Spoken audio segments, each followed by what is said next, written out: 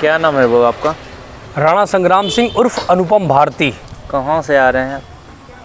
निवासी तो मैं यूपी में लखनऊ के पास जिला पड़ता है शाहजहाँपुर, और पदयात्रा शुरू करी मैंने 12 ज्योतिर्लिंग चतुर्धाम की।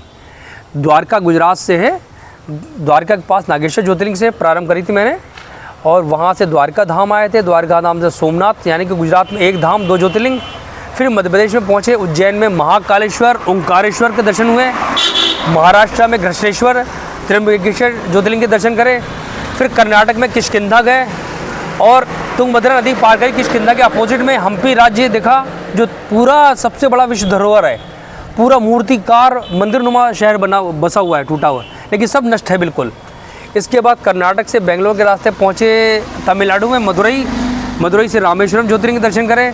रामेश्वरम ज्योतिर्लिंग से चलते हुए आपका आंध्र प्रदेश में तिरुपति बालाजी, और तिरुपति बालाजी से फिर ऊपर 550 चल के श्री शैलम पर्वत पर मल्लिकार्जुन ज्योतिर्लिंग के दर्शन करें। इस प्रकार 9 ज्योतिर्लिंग हुआ गया, फिर 8 हुए। फिर वहाँ से उड़ीसा में जगन्नाथपुरी चिल्का लेक के किनारे, फिर कोणार्क सूर्य मंदिर देखा जो नष्ट भ्रष्ट पड़ा हुआ है।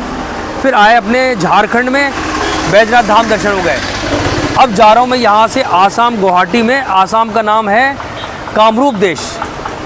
शिव पुराण के अनुसार कामरूप में ही भीमा शंकर ज्योतिर्लिंग की स्थापना हुई थी। वहीं पर हाथी और गैंडा पाए जाते हैं और कहीं नहीं होते हिंदुस्तान में।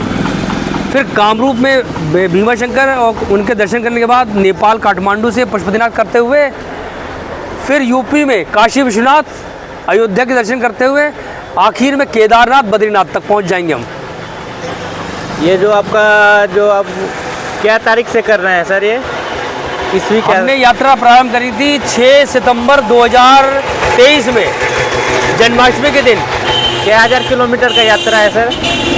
अब तक कुल हो गई 6650। 6650। यहाँ पे मैं बांका में खड़ा हूँ जी, ठीक है। इस यहाँ पर मेरी 6650 किलोमीटर तक, 50-55 किलोमीटर तक चल चुका हूँ मैं। और कितना बाकी है सर? और अभी कुल मिला के मेरी गणना के हिसाब से 2800 किलोमीटर भी बाकी है। 2800। हाँ, 100-200 किलोमीटर हो सकता फ़र्क हो जाए, बस इससे ज़्यादा नहीं होगा। आप आम पब्लिक को सर इसके मैटर में क्या बोलना चाहेंगे? मेरे देशवासियों को मैं एक चीज़ संदेश देना चाहता हूँ जी, कि जैसे आप कहते हो पत्नी मेरी, लड़का मेरा, घर मेरा, मकान मेरा, तो मेरा शब्द इस देश में भी जोड़ के देखो। 5 तत्वों कहता हूँ हिंदी में। मेरी धरती है, मेरा है आसमान, मेरी हवा है, मेरा है पानी, और मेरी है आग। तमिल में बोलूँ, इन्नोडिया भूमि, इन्नोडिया वार्णम, इन्नोडिया तन्नी, इन्नोडिया काट, इन्नोडिया निर्पु।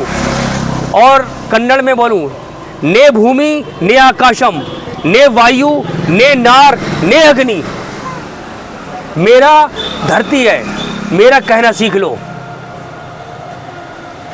यही मेरा संदेश है। ठीक है।